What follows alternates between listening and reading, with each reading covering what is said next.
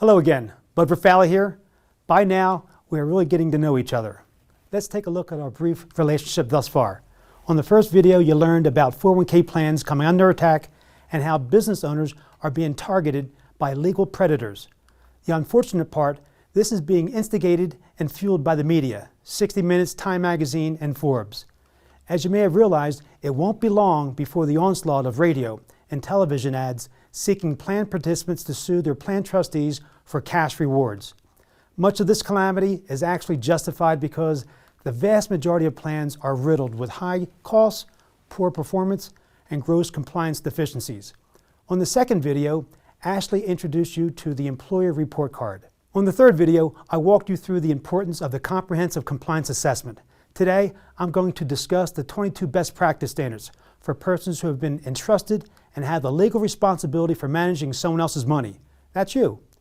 This is the standard of excellence for investment stewards. For example, are you aware of the fact that the standard that you will be held accountable for is the same standard of that of a retirement plan compliance specialist?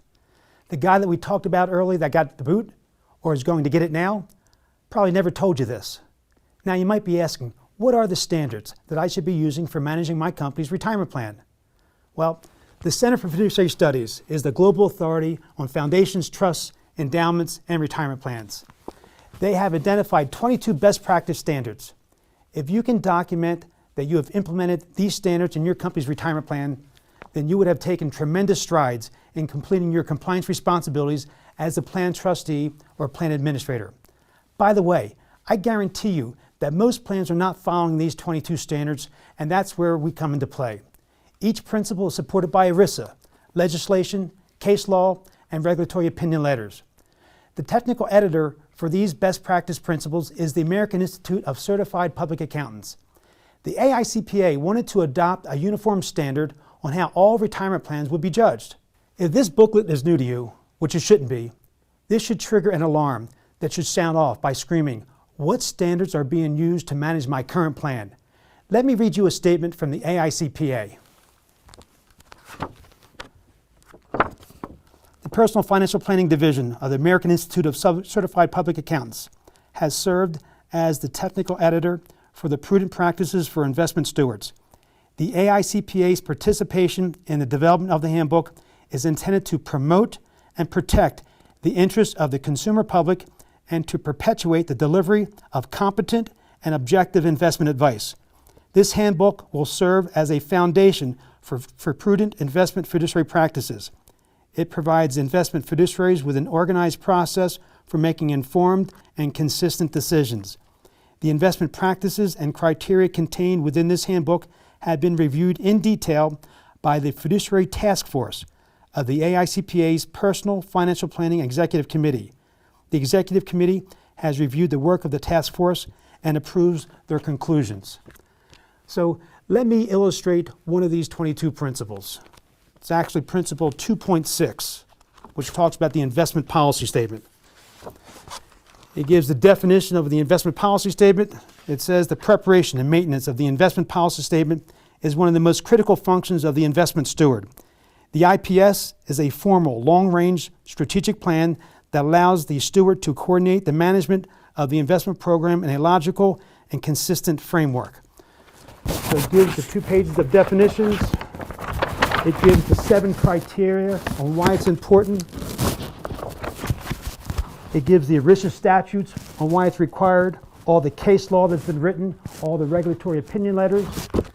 My question to you is, what criteria was used to develop your investment policy statement? Was it drafted by an insurance company or brokerage firm? If so, you better read the fine print. They protect themselves by shifting more responsibilities onto you. If it was developed by your investment advisory firm, what criteria did they use? Does it state that they're going to share your compliance responsibilities by acting as an ERISA 321 advisor? Does it state that they are going to take 100% responsibility over the investment management decisions and the liability responsibilities associated by acting as an ERISA 330 advisor? We used to have a high-profile ERISA law firm to draft all of our investment policy statements and other documents. However, we now use the templates that were created by the Global Authority on Retirement Plan Compliance. Often, Sometimes we meet with a plan trustee and they either do not have an investment policy statement or they have one and cannot document that it's being used to manage the plan. All 22 principles are outlined in this same way. The employee report card is your early warning system to alert you to potential compliance deficiencies. The compliance assessment will provide the corrective recommendations, the substantiation and the ERISA statutes, and why you really need and why you really should upgrade your plan. Remember, these are the same best practice standards that the best run Fortune 500 companies use, and that's exactly what we do for our clients. So let me ask you a question. If you haven't taken the compliance assessment, what is holding you back? Considering that we don't charge anything and it doesn't cost you more than 30 minutes to complete and review the findings with you, what do you have to lose? I want to leave you with one final story about a company that we recently worked with. Company didn't think they had a problem. None of the employees were complaining. Before we met with them, their participation rate was very low. Their contribution levels, how much they contributed, were very low. Investment performance was below average. Plan costs, 2.68%. Went through the employer report card, the compliance assessment, implemented the industry's best practice standards. We took their participation rate from low to above average. We took their employee contribution levels from low to above average. Investment performance from below average to above average. And we took their plan costs from 2.68% to 0.96%. On a $3 million plan, that saved them $51,600 in plan costs per year.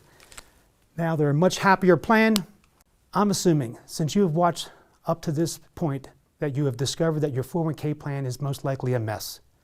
The next logical step is to contact us and allow us to help you bring your company's plan up to the industry's best practice standards. We make this very easy for you to do. Directly below this video is a button that says, I need help. Just click it now and fill out the form and we'll contact you right away. This is Verfaillie. I know we can make a difference if you allow us. Thank you so much.